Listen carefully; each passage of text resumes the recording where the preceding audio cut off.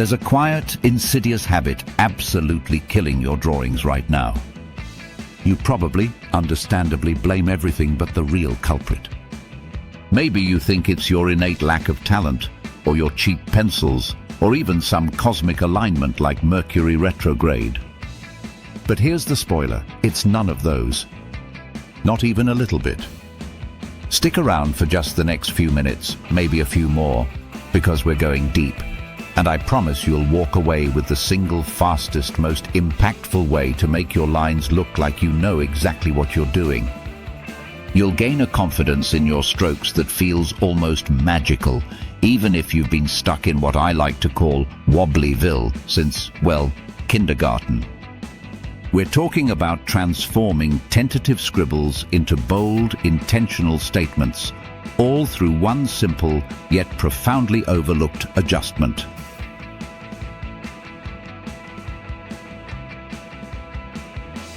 All right, give me 20 seconds and any scrap of paper you've got lying around, a napkin, an old receipt, whatever.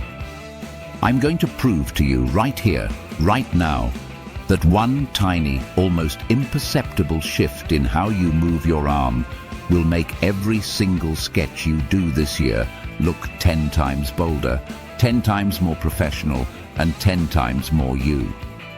And guess what? This isn't some expensive secret.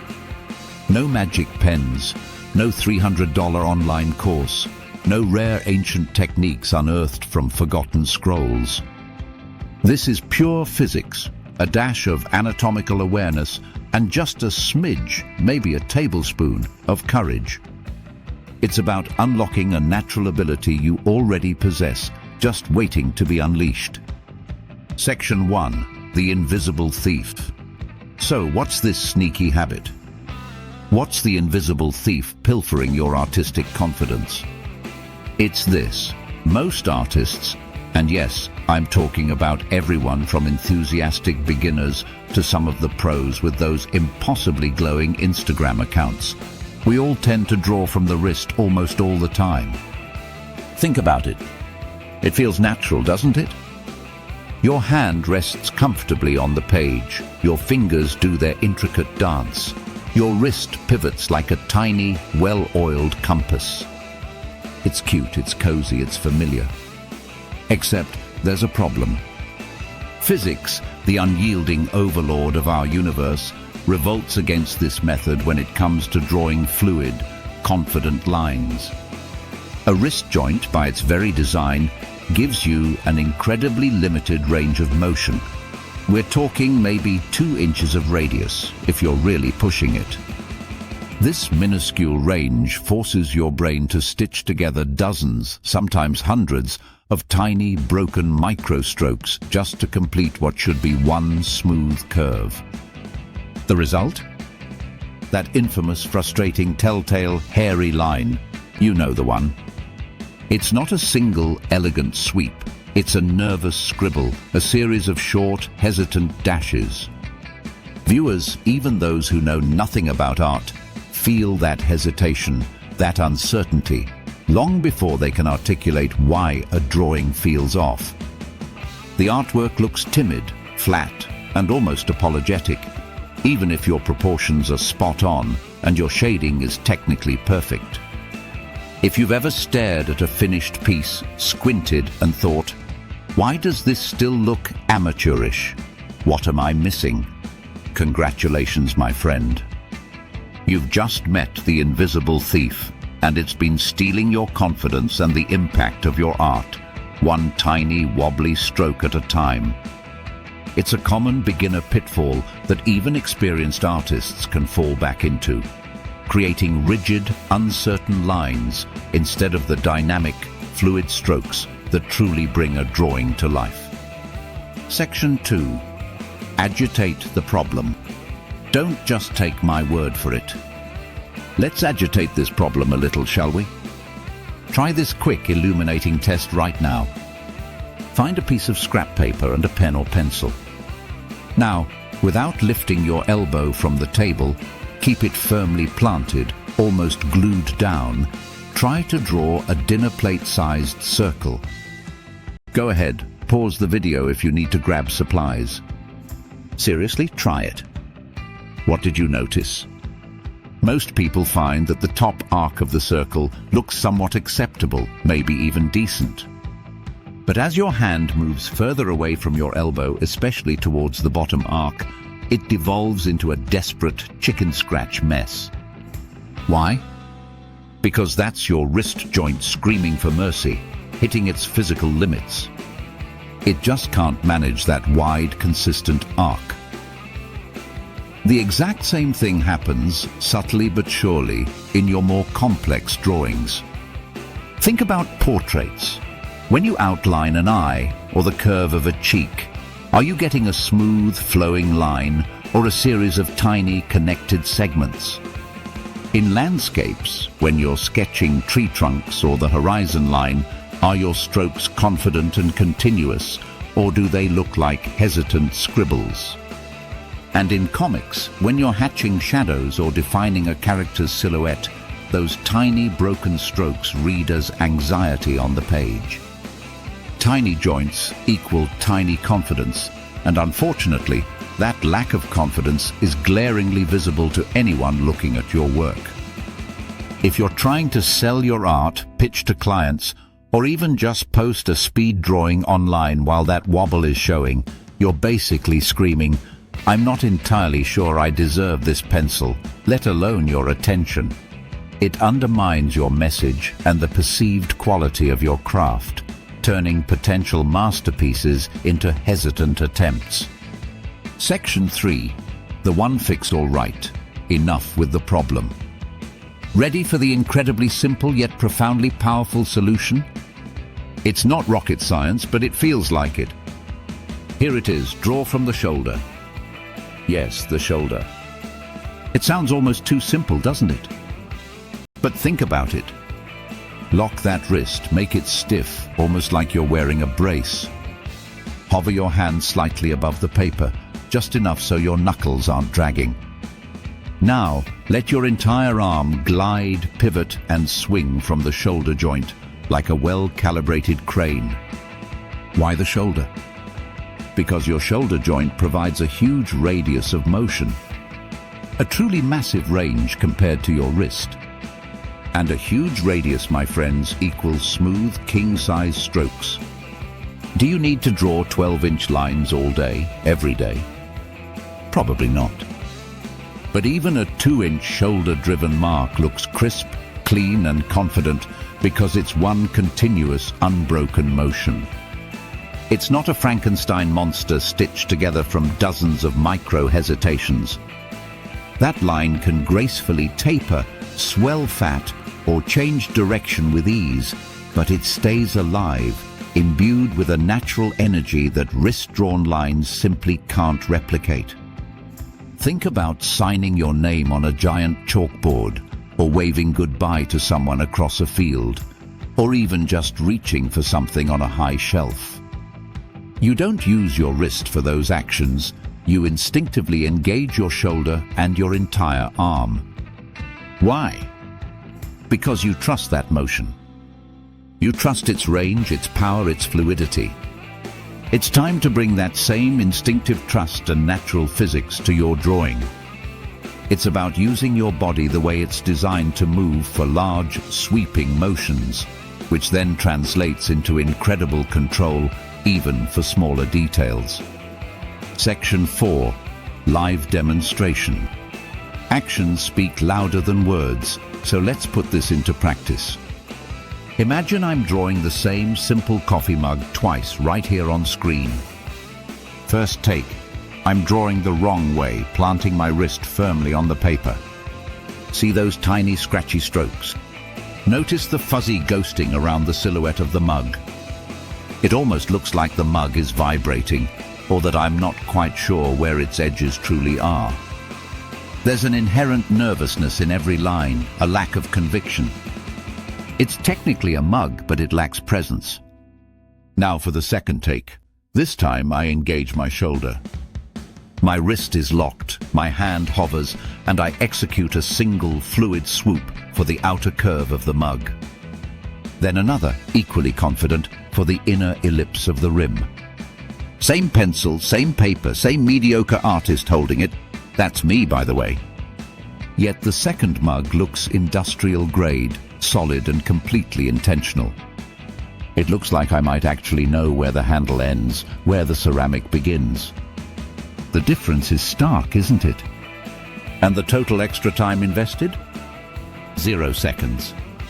In fact, it's often faster to draw with confidence from the shoulder because you're not fussing with multiple micro adjustments. The only difference, the only variable, is joint choice. It's truly transformative. Section 5. Quick drills. You can steal okay, so you're convinced. You want those bold, confident lines. How do you get there? Practice, my friends. But smart practice. Here are some quick, effective drills you can steal and start using today to rewire your muscle memory and awaken your shoulder. The newspaper swoop. Grab a large sheet of paper, maybe a piece of yesterday's news or an old poster. Now, without looking down at your hand, yes, I mean it, look at the wall or ceiling. Draw giant, overlapping spirals for 30 seconds straight. Keep your wrist stiff, engage your shoulder, and let your whole arm move. Feel ridiculous? Good. That's your shoulder joint waking up, shaking off years of wrist-drawing slumber. This isn't about perfection, it's about range and fluidity. Ghost first. This is a game changer. Before you commit to any line you're about to draw, hover your pen or pencil just above the paper. Practice the motion once, then twice, tracing the invisible line you intend to make. On the third pass, gently lower your pencil and commit to the stroke. Think of Olympic archers or golfers. They don't just pull the trigger or swing the club. They visualize, they rehearse, they ghost the motion first. You can do the same.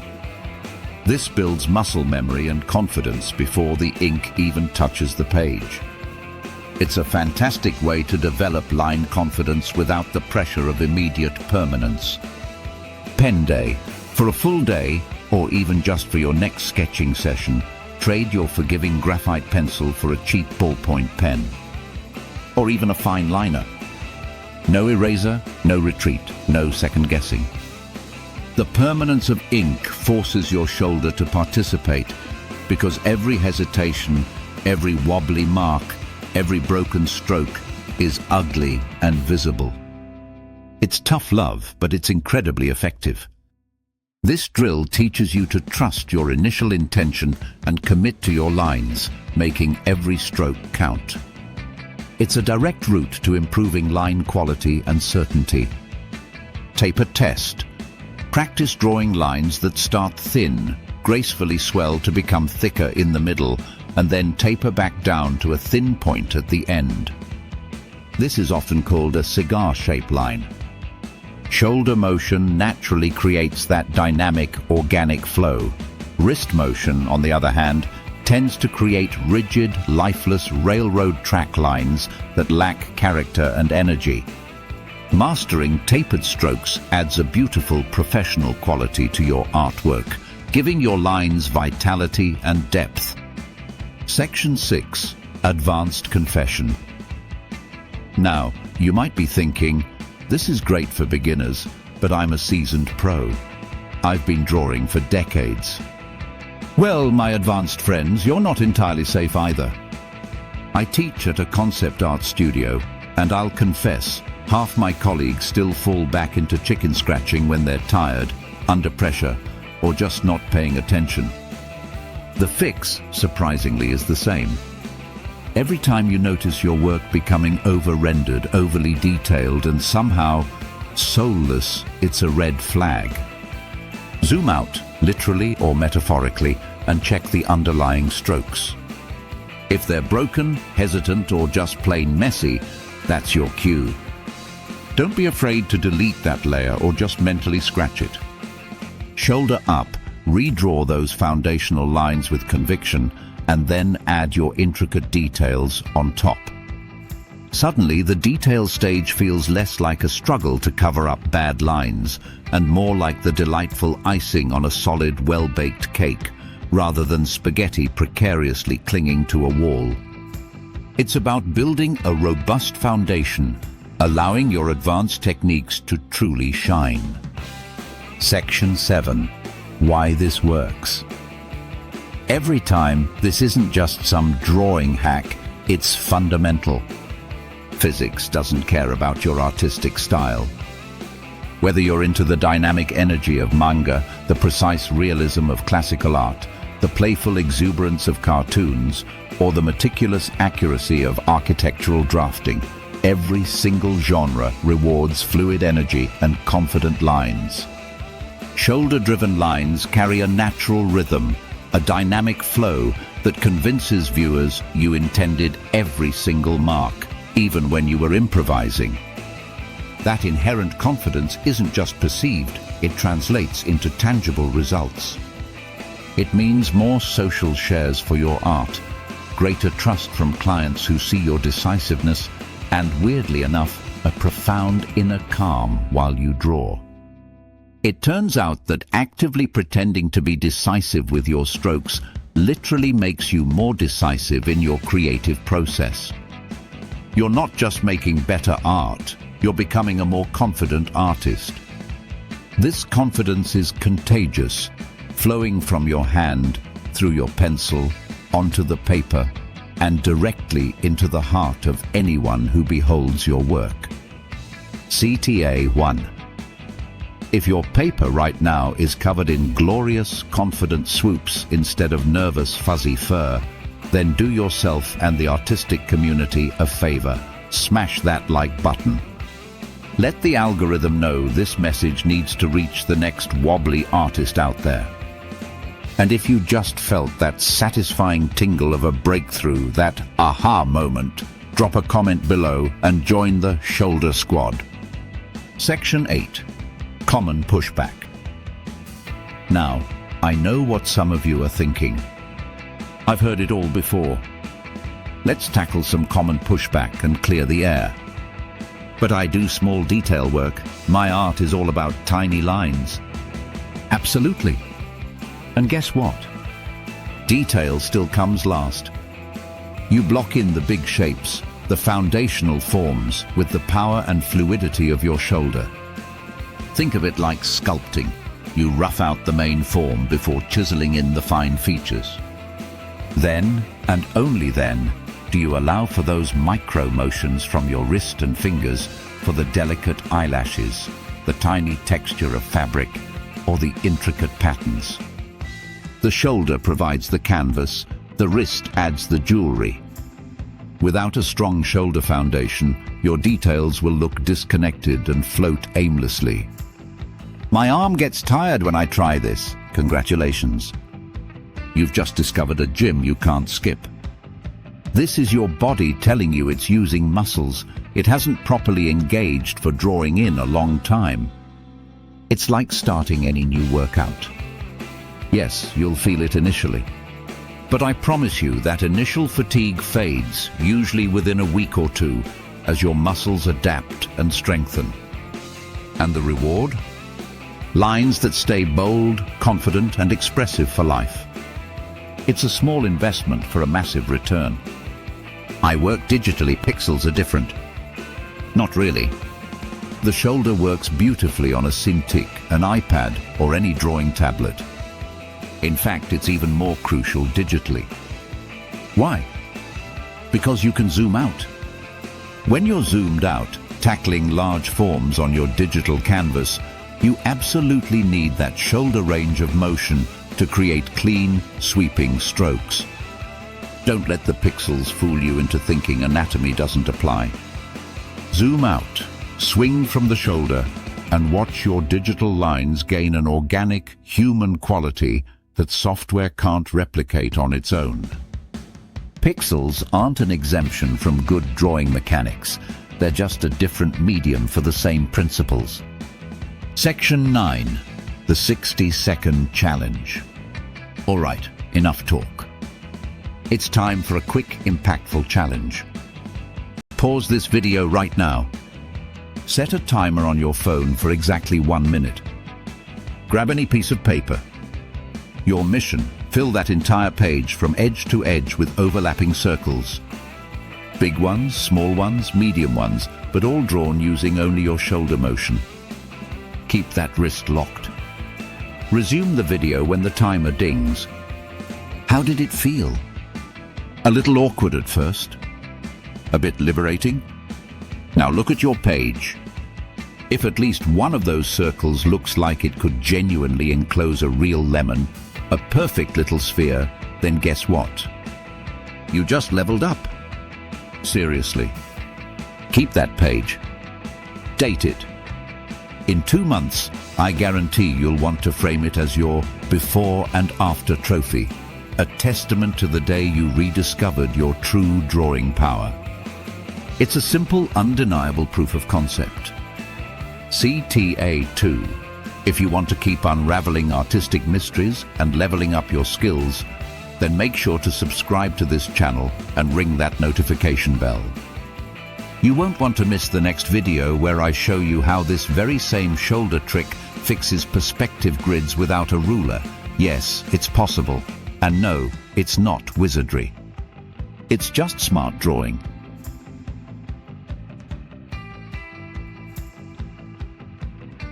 So there you have it. The one insidious mistake sabotaging every artist, from the fresh-faced beginner to the seasoned veteran, is this unconscious reliance on drawing from the wrist.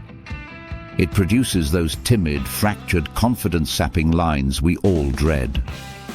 But the single powerful fix is equally clear: move the pivot point.